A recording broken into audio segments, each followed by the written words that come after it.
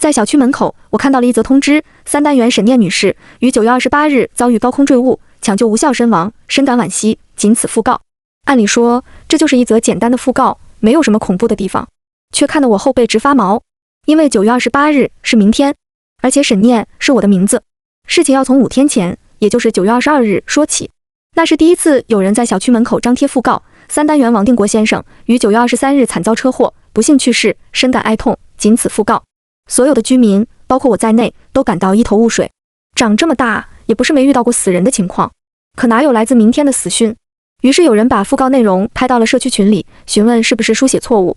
可没想到，这一上传，竟直接引来了死者本人的回复：谁他妈咒我死呢？王哥是个脾气火爆的人，当年在部队里当过军官，练就了一双凶悍的眼神。收到自己的死讯之后，他敞着一身横肉，在小区门口站了足足1天，逢人便抓过来问是不是对方搞的鬼，而得到的结果无一例外，全是摇头。一肚子火没处发泄，他又叫保安调来了前一晚的监控，硬生生看了一下午，也没看出个究竟。监控显示，贴纸附近的过道上压根没停留过人，闹得满城风雨的假讣告事件，最后只能潦草收场。当天晚上，无处撒气的王哥在微信群里不停地发送语音，输出着毕生所学的脏话，痛斥那个诅咒自己的人。本以为闹剧就要这样过去，可第2天发生的事情却超乎了所有人的想象。王定国真的死了，死于车祸。9月23日，王定国被撞成了一滩烂泥。就在小区门口的马路上，一个精神小伙骑着摩托车胡乱飞驰，惹得往来车辆纷纷避让。没想到在转向避让的过程里，碾到了刚出小区的他，死相极惨。众人好不容易把他从车底给拉出来的时候，他早就没了心跳和呼吸，连抢救都没用上，直接送到了郊外的火葬场。一时之间议论纷纷，不少人都感叹王哥流年不利，倒了8辈子霉。明明是飞车党造的孽，最后他却成了唯一受伤害的人。而与此同时，不少人都想到了那张提前发布的讣告，在23日这天回头看，每个字竟都和事实对上了，仿佛最精准的预言，毫无偏差。小区里众说纷纭，有人说王定国得罪了某位大仙儿，有人说他沾染了什么脏东西，有人说他一定干过什么伤天害理的事情。参加葬礼的时候，我也沉思了很久，最后也只能长叹一口气。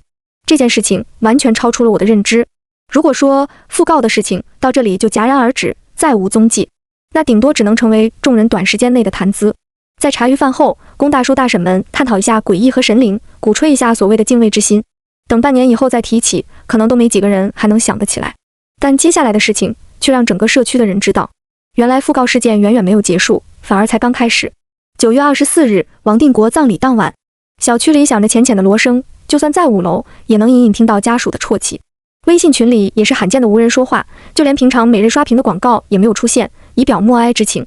本以为这样的平静会持续好几天，可才不到9点，就被一张图片打破。图片上面是一张让人眼熟的白纸。葬礼上死的不是王定国吗？怎么讣告上写的不是这个名字？看到发图人提出的问题，我赶忙点开原图放大，看清楚了上面写的字：2单元李官奇先生于9月25日突发心梗，抢救无效去世，哀痛万分，仅此讣告。而就在手机最上方，正实时显示着当前的日期和时间，一串数字刺得我眼睛生疼。9月24日，这份如同死亡宣判单的讣告又出现了。李官奇是隔壁楼的一个小年轻，高中毕业就出来打拼，既送外卖又跑模的，为人踏实热情，跟小区里很多人都混了个脸熟。因为坐过几次他的车，我特意加了他的好友。看到这样的情况，我忍不住发去了语音，询问他的想法。或许是被吓破了胆，他说话时止不住的发颤。他说王定国的凄惨死相就摆在他的面前，他不可能相信这是一场恶作剧。看到讣告的一瞬间，他已经报警了。我安抚着他的情绪，也觉得这是最好的办法。不到20分钟，3辆警车便驶进了小区。先是把贴在墙上的讣告撕下，留作证据研究，分析指纹、材质、生产厂家。随后警员分成3组，一组查看监控，一组重点研究李官奇的生活轨迹与人物关系，一组群访小区住户，寻找杀人线索。接下来的一整夜，整个小区都陷入了忙碌与紧张。可李官奇还是死了，死在了4名警察的包围保护下。为了避免伤亡出现，警方早早安排他住进了医院，并安插人手贴身看护，确保不会出现外力的影响。可当25日的晨曦洒进窗沿时，一夜未眠的他突然五官拧紧，还是在闷哼之后倒向了地上。医院迅速做出反应，争分夺秒开始施救。病因也和讣告上描述的一模一样，确诊为心肌梗塞。只可惜漫长的抢救之后，最后推出手术室的只有一具冰冷的尸体。据说他没有什么家人，只有一个早就绝交的爹，远在千里之外，连丧事都没人操办。再回头看着聊天记录里的2张讣告，我只觉得浑身发凉，后背有毛毛汗不停地爬动。这哪是讣告，这简直就是催命的符纸。而且看这个架势，李冠奇绝不会是最后一个死者。眼看着民众们惴惴不安，警局也提起了高度重视，在整个小区设置了大量警员，足足盯守了1天1夜，却没有发现任何可疑人员。9月26日，无事发生，案件调查没有取得突破，警局没法把全城的警察都耗在这里，终于还是撤出了小区。只在那个2次出现讣告的墙面附近，留下了一支小队，继续坚守。目送警车挨个离去，一种不安的预感慢慢卷上了我的心头，总觉得只要他们撤了，那份讣告就又会卷土重来。果不其然，在27日入夜的时候，死一般寂静的微信群里又弹出了新的消息。点开一看，又是一张熟悉的白纸照片。这一次被发现的位置居然换到了3单元1楼的走廊里。我屏住呼吸，点开原图，迅速放大，想要看清楚这一次要死的会是哪一位住户。3单元沈念女士于9月28日遭遇高空坠物，抢救无效身亡，深感惋惜，仅此讣告。看完上面的每一个字后，我的手机掉到了地上，眼前一片发黑，好像被晴天霹雳击中，一股无力感涌上我的手脚，根本站都站不稳，跌到了沙发边上。抬头看去，天花板仿佛都变成了凶神恶煞的血色。沈念，沈念，那是我的名字。为了给自己争取一线生机，我也迅速报了警。不过半小时的功夫，该案件的专案组长就坐到了我的对面。他眉头紧皱，始终揉搓着下眼皮，显得十分焦虑。不知道是不是连续熬通宵的缘故，他的桌前摆着一个又一个被捏扁的咖啡纸杯。你就是那份最新讣告里写的沈念女士吗？我深吸一口气，点了点头，是的。确认之后，他微微摊手，开始讲解当前的形势。关于案件的调查进展，我只有几个比较遗憾的消息。首先是讣告本身，之前出现过的2份实体讣告，我们都检查过了，没有任何指纹残留的痕迹。包括刚才在走廊里提取到的第3份讣告样本，粗略一看，应该也和前2份相差不大，看不出任何身份信息。我们推测，作案者在一切犯罪流程里都是戴着手套进行的，包括字迹，看着既板正又歪歪扭扭，其实全是照着字体库里的宋体临摹的，根本不是作案者本人的字迹，也很难靠这个线索去排查。还有纸张本身，也是最普通可见的 A4 纸，你几乎在城市的每个角落都可以买到一模一样的。所以讣告这条路线，我们暂时没有任何进展。第2个重点就是监控，在李冠奇报警之后，我们紧急观看了相应时间的监控，但是却没有任何收获。专案组长提起桌上的浓咖啡，皱着脸深深吞了一口，继续说道：讣告的张贴位置是个监控死角，并不能完全监视到。不过通往该位置的道路和草丛都是在监控覆盖范围内的。但很可惜，我们并没有在画面里看到任何一个可疑人员，甚至压根没有人在这周边停留过。好不容易找到几个人影，也都是远远的路过而已。当然，你放心，我们现在已经把全部监控内容移交给了技术组，全组人员通力合作，紧急盘查，争取找出可能存在的破绽。听着他的承诺，我的心里却仍是满满的疑惑。所以警官，这到底真是灵异事件，还是有人在背后操纵？要真是恶鬼索命，能无影无形的杀人，那警察也救不了我吧？毕竟谁也不知道子弹能不能杀死看不见的妖精鬼怪。说实话，通过心肌梗塞发作这种事情来定时杀人，我也是闻所未闻。要说车祸还可以操控，这种突发恶疾是如何掌握的呢？而且2件事情的间隔又如此之短。组长摇了摇头，这已经违背了我们所学的一切常理，所以才导致查案进度迟迟提不上去。虽然这样讲有点世界观崩塌的意思，但我个人推测，这恐怕是一次人为主导和操纵的灵异案件。关于接下来的安排，我们有2种方案，说给你听一下。简单达成共识之后，专案组长递过来一张纸，上面用潦草的字迹罗列着2份流程。第一种是保护性方案，既然讣告里写的死亡方式是高空坠物，那我们可以针对性做出布置，比如说提前把你放进密不透风的幽闭监狱里，既没有任何家具陈设，也不会有窗户，就连门上也只有几条小小的缝隙，完全隔绝高空抛物杀人的可能性。不过因为这次案件来得太过诡异，我们也不敢跟你打包票说100%可以让你安全。若我们假设真有这么一个神奇的道具，只要写下的东西就一定会成为现实，那么就算我们把你关进特制的禁闭室里，也有可能会出现高空庞大坠物，直接摧毁整座建筑，比如飞机坠落，又或者房屋直接变成坠物本身，掉砖掉土。还有就是，如果这样执行，是否过了28日就真的能把你放出来？会不会一出来就立马意外身亡？这也是个问题。我知道这些推论很扯，也很匪夷所思，但我确实没法向你100%保证。我点了点头，表示理解。提前宣告死亡的事情都发生了，真出现上述的情况，我也不觉得奇怪。那第2种方案呢？第2种方案就是请你协助我们主动出击，因为2个死者和我这个将死之人都出现在同一个小区，且都是被指名道姓出来接受死亡，所以警方初步排除了激情随机杀人的可能，并大胆猜测，如果讣告的背后是活人在操控，那这个人也多半在小区范围之内。因此他们已经严格封锁了小区前后门，禁止人员随意出入。警方拿出一本厚厚的笔记摆到我的面前，那是李冠奇在报警当天向他们陈述的他的社交关系记录，里面包括了李冠奇能够回忆起来的一切嫌疑人物，不管是外卖订餐者、搭车者，还是小区邻居，只要与他有过摩擦和矛盾，通通都写到了里面。尤其是小区住户，全都着重画上了圈。现在已经是27日晚上，一旦到了28日0点，你就将随时面临死亡威胁，所以时间非常宝贵。专案组长说，只要那个操控讣告的家伙是个活生生的人，就一定脱不开复杂的社会关系。现在尽量找出那些和你们2个都曾有过矛盾冲突的人，列为今晚的重点搜查对象。翻过一页又一页纸，我们找出了3个最具嫌疑的目标：同住3单元的王姐，隔壁2单元的刘大爷，楼下早餐店的老板。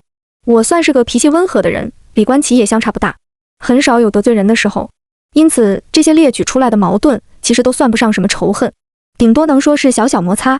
刘大爷是我的房东，今年突然坐地起价，给我涨了300的房租。当时我们吵了足足2天，最后考虑到住了2-3年，不想搬家，砍价到涨200之后，我妥协了。之后的每次见面交流都很难称得上愉快。而李冠奇和他的矛盾是刘大爷住在他楼下，经常嫌他踩地板声音太大，制造了噪声。2人曾在社区群里吵过好几次。早餐店老板则是因为喜欢在门口胡乱泼水。某次我乘李冠奇的摩托车回家，刚好被他泼了一身。这老板不仅不道歉，反倒怪我们不长眼睛，接连吵了1周多，惹得社区前来调解，才终于作罢。至于王姐就更简单了，她养的狗很喜欢在小区各个楼道里随意排便，还从来没有捡过。不少住户都曾和她对峙过，经常吵得面红耳赤。嫌疑对象全部列出之后，就连专案组长都感到一阵头疼，跟我面面相觑。这些理由也没哪个看着像能疯狂杀人的，真不至于。但留给我的时间只有短短几个小时，除了这样搜查过去，也暂时没有更好的选择。回到小区后，专案组长把我送到了一个年轻警察的身边。不好意思，沈女士，因为城郊今天发生了一起连环杀人碎尸案，上面非常重视，所以如你所见，很多人都被调走了。组长一脸歉意地解释道，我手里现在人少，封锁小区就用了不少人手，还得不停地盯着技术组那边的分析，所以只能抽出1个人带你去搜查了。这位是陆远，我们局里刚转正的青年警员，麻烦各位警官了。目送组长离开后，我和陆远握了握手。随后他从门卫亭里招呼出一个保安，这位是小区的安保人员杜宇，对小区里各方面的情况都比较熟悉，也接受过专业的安保培训。今晚他将协助我们进行搜查工作，负责带路，介绍邻里的大致情况。看到出现的身影，我发现这是个相当熟悉的面孔。小杜，小区里年纪最小的保安，听说家里比较困难，从小没读过什么书，靠着亲戚的关系才进的保安队。1年前我刚拿驾照的时候，经常请他帮我停车。出于礼貌，我也偶尔给他买去一些水果作为谢礼。貌似李冠奇也在本子里提到过他，说他曾找自己借过钱，还钱很准时，是个老实本分的人。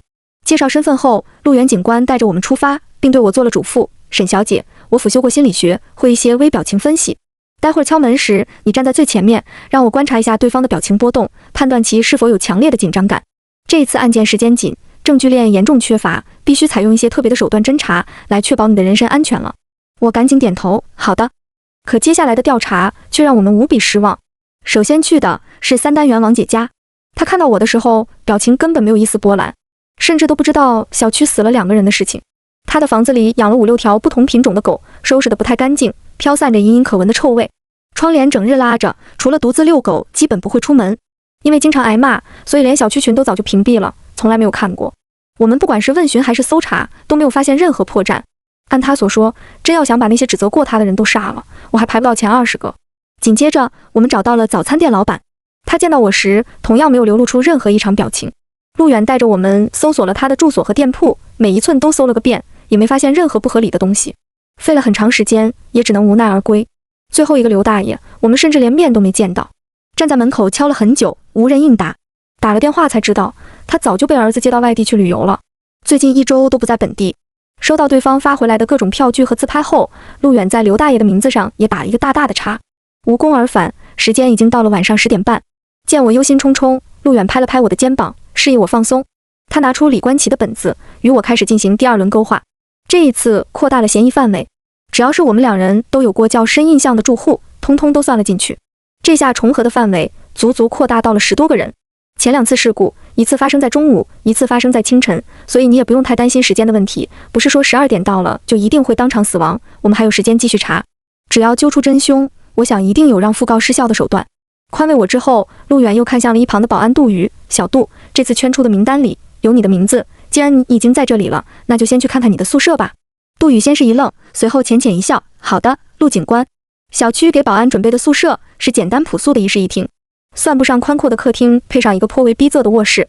或许是不太注重生活细节，杜宇的每一张桌面上都堆满了各种衣服和杂物，显得一团乱。在我来之前，陆远他们早就已经挨个盘问过所有安保人员，所以他并没有和杜宇多聊，直接开始了搜索。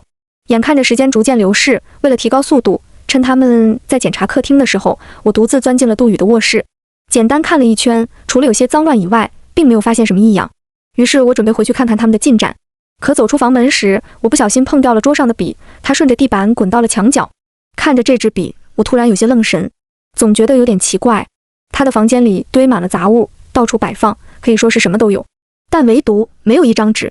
如果没有纸的话，在桌上摆一支笔是做什么的？我忍不住悄悄翻开了他的各个柜子，无一例外，还是没有任何一个本子或是一张纸的踪影。看着窗外阴暗的天色，我突然感觉后背一阵发凉，这太不合常理了。就在我俯身将笔捡起的一瞬间，我终于在书桌的底部瞥到了一小撮翘起的纸张。如果视角不和地面贴近的话，根本不可能察觉在书桌下面还塞了东西。急忙推开桌子后，我拿出了2个皱巴巴的薄本，像极了小时候写日记的拼音本。翻开其中一本的扉页，映入眼帘的是4个字，写得歪歪扭扭，但非常用力，甚至划破了纸，把墨渗到了后面一页。我恨你们！这一瞬间，一股寒意直直冲上了我的大脑。杜宇有问题。回想起他刚刚还人畜无害的面目，我顿时感到不寒而栗。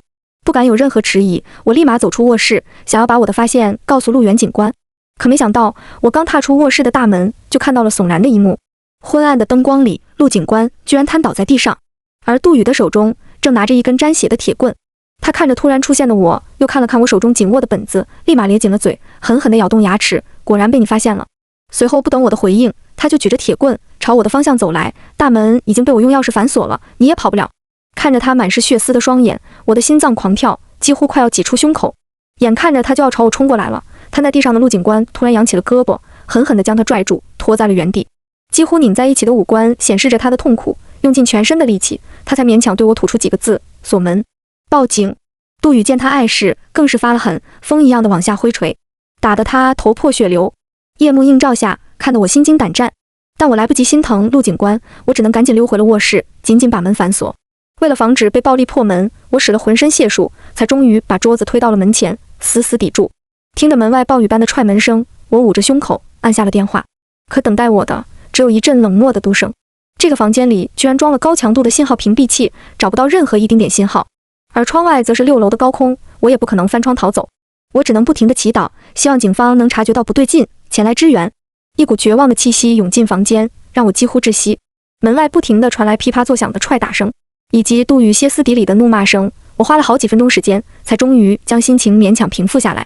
僵持之中，逃生无望，我只好将那2个笔记本拿在手里，翻找线索。之前看到的第一个本子，似乎是他的日记，里面密密麻麻写满了恨意，给不同的住户罗列着罪状，而他产生恨意的原因也让我啧舌不解。比如最早死掉的王定国，曾经热情地向杜宇许诺过，给他推荐份更好的工作。2人勾肩搭背，喝了几场酒，显得情真意切，差点要拜了把子。可工作的事情却再没提过半个字。他在那一页上写满了欺骗。李冠奇的罪名就显得越发荒诞了，因为杜宇工资不高，花钱还不节制，经常找他借钱。看在同龄又都不容易的份上，李冠奇也并没拒绝。好在他为人还算老实，每次都有借有还。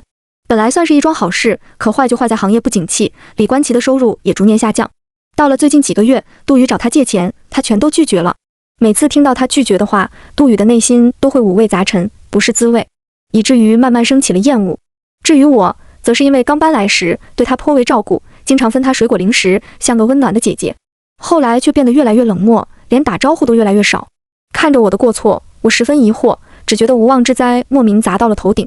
对他的照顾是出于他帮我停车的回敬，但开了那么久，总不能永远停不好车吧？没想到这样一件普通的事情，竟被他加上了莫名的感情羁绊。再往后翻，还记录着很多很多这样的仇家。直到最后一页，他用了一句话总结：我的父母抛弃了我，你们每个人也抛弃我，为什么全世界都要抛弃我？全都去死吧！笔记凌乱，几乎把纸张划了个稀巴烂。或许是原生家庭的影响太大，让他变得极度偏执，最后越发疯狂。而另一个本子则显得整洁许多，封皮上写着5个字：死亡讣告书。恭喜你拿到死亡讣告书，拥有了判处他人死亡的权利。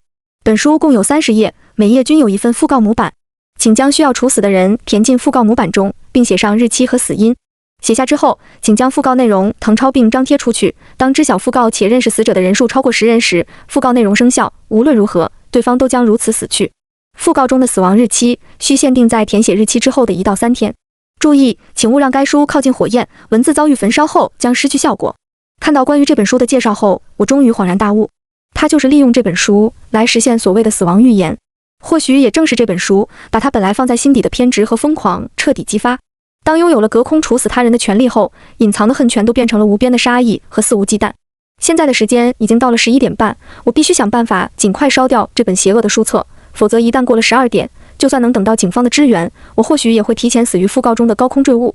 然而我从不抽烟，没有随身携带打火机的习惯，在杜宇的房间里搜寻了半天，也并没有找到。心急如焚许久，我猛然注意到门口似乎已经很久没了动静。杜宇没砸门了？那他是去哪了？是去想办法破门了吗？总不能是跑路了吧？不知为何，我的心里突然咯噔一跳，升起了一阵强烈的紧张感，久久不能释怀。瞥向右手边紧闭的窗帘，我的瞳子顿时张得老大。我猛地回想起，在楼下路过的时候，我曾观察过这一侧的户型。这边的卧室都有一个小型的阳台，向外延展。靠！慌乱感扎进我的脑子，我急忙走向窗帘，必须关掉窗户。可不知为何，我隐隐约约竟听到了一声诡异的笑声。下意识拉开窗帘，昏暗的夜色里，我看到一只血红的瞳子正印刻在玻璃上。第二眼，我才终于看清楚，那是一张染满猩红、分不清五官的脸，正直勾勾地盯着我。他在笑，嘴咧得很开，就像要把整张脸分成上下两半。抓到你了！突然出现在阳台的杜宇让我大吃一惊，没想到他早已经想好了道路，从客厅的窗户翻到了这边。他那血迹斑斑的脸让我浑身一颤，差点摔到地上。唯一的好消息是，这个窗户本来就是锁住的。他尝试将其抠开，却没有效果，只能提起铁棒，猛地向下敲击。尽管玻璃的质量很好，也被敲出了几道明显的裂隙。可以想象，根本用不了几次，他就能破窗而入。我不能坐以待毙，只好赶紧把窗帘拉回来，尽量遮蔽他的视野。这间屋子是没法待了，我拼了命把堵门的桌子给推回了原位，抓住死亡讣告书，冲出了卧室。听着身后清脆的玻璃脱落声，我赶紧关上了房门，又把客厅的沙发推到了卧室门口，重新将卧室隔绝开。随后赶忙走向客厅的窗前，将其紧紧锁住。做完这一切后，时间已经来到了11点55，死亡讣告的威胁仍然盘旋在头顶。我冲进厨房，点燃了灶台的火焰，将这本邪恶的书册径直扔了进去。直到看着它焚烧殆尽，再也找不出一个完整的文字时，我才终于松了口气。可让我没想到的是，杜宇的速度非常快，此时他早已经钻进了卧室，开始疯狂推着卧室的门。沙发没有桌子结实，竟已被挪开了不少距离。他透过门缝死死地盯着我，如同看着猎物，四目相对，让我浑身发麻。我试图从这间宿舍里逃出去，却发现门已经被钥匙反锁，拿不到钥匙，根本没法打开。狠狠踹了几脚，却发现以我现在的力气，根本踹不开它。情急之下，我只能走到昏迷的陆远身边。此时他满头鲜血，生死未卜。在腰间摸了半天，我摸到了他的配枪，这是我唯一能想到的办法，能反杀一个疯狂成年男人的办法。也许这样会产生更多难以承担的后果，但生死面前，我没得选。可掏出他的枪后，我更加绝望了。很少接触枪械知识的我，连怎么拉开保险都不知道，我根本就打不出子弹。而此时的杜宇也彻底推开了底门的沙发，拎着铁棍从卧室里跳了出来。他站在卧室门口，冷冷地注视着我，脸色和夜一样黑。看着他慢慢走过来，我无力地瘫坐在地。没想到躲得过死亡讣告的诅咒，却躲不过来自书写者本人的袭击。绝望至极，我彻底放弃了抵抗。可就在这时，我却突然听到耳旁传来砰一声巨响，一束光线射进了屋里，好几道人影鱼贯而入，穿着让人安心的警服。专案组长走在最前方，举枪警告不许动。杜宇蒙在了原地，我也终于松了一口气，疲惫感涌遍全身，沉沉睡去。那一天我睡了很久，直到第二天下午才赶去警局录了口供。陆源警官还好吗？专案组长笑了笑，好得很，这小子命大脑袋硬，就是被敲晕了而已。检查发现破了不少皮，撑死了可能有点轻微脑震荡的风险，没什么大碍的，休息半个月又是一条好汉。那我就放心了。我点了点头，话说你们怎么知道这边出事了呀？他苦笑着摇头，嗨，这小子明明是个保安，居然还懂点计算机，把当时的我们给骗到了。那几段监控有问题，有问题。没错，他直接把贴讣告时的监控片段给删除了，把3个月前即将自动清除的缓存视频给贴到了空缺的时间上。明明简单粗暴，却因为路上几乎没有行人，硬是看不出什么端倪。还有这种操作？没错，一想起我们当时看了一整天假监控，就觉得丢人。后来还是技术组的同事给力，拿到文件没多久就发现了，这玩意儿存在严重的拼接痕迹。他点了点头，能接触到监控的，全小区也没多少人，大部分安保都在协助咱们封锁小区呢，谁身上有线索，不就一目了然了吗？原来是这样，我起身鞠躬致谢，要不是你们来得及时，我可能已经被他活活打死了。不用感谢，保卫民众安全是我们的本职工作。组长笑了笑，将我扶起。对了，待他笑完，似乎突然想起了什么，又转为了严肃的表情。那个所谓的死亡讣告书真的被你烧了吗？是的，我赶忙点头确认，上面的所有规则我都全部背给你们听过了，只有烧掉它才能让诅咒失效，我才能活下来。当时已经临近9月28日了，所以闻言他也只好耸了耸肩，没事，在危急时刻保护自己是绝对没有问题的，也不会有任何人责怪你。只是可惜最重要的证据没了，案件后续不太好处理，对我们来说有点棘手了。交流过后，我被他们送出了警局，看着外面的蓝天，头顶再也没有死亡的威胁，一片澄静。10月18日，我参与了杜宇的庭审，他死咬住嘴，从头到尾都没承认过关于死亡讣告书的任何事情，这让所有人都十分无奈。各方机关也闹得不可开交，毕竟从未处理过这样涉及灵异的案件，隔空用诅咒杀人实在很难判决，唯一可能用得上的证据还被大火烧成了灰烬。最终法官仅能以袭警罪和故意伤人罪为名，将他审判入狱。因为陆远的伤情判定为轻伤，杜宇被判处3到8年有期徒刑，最终定为8年有期徒刑，立即执行。这个结果让在场的人都感到无比沮丧，却又无可奈何。而杜宇本人更是癫狂的有些嚣张。在退场时，他瞥到坐在第一排角落里的我，竟抬起双手，悄悄做了个抹脖子的动作。他那挑衅的眼神仿佛在说，等他出去。和他对视片刻，我沉下了脸，将手里死死捏住的纸条缓缓扯开。纸条相当碎裂，因为是情急之下，我匆忙撕出来的。我不会坐以待毙，等着他8年后出来杀我，我会给他应有的惩罚。因为那张纸条上写着，杜宇先生于10月21日突发呼吸道疾病，痛苦窒息而死，仅此讣告。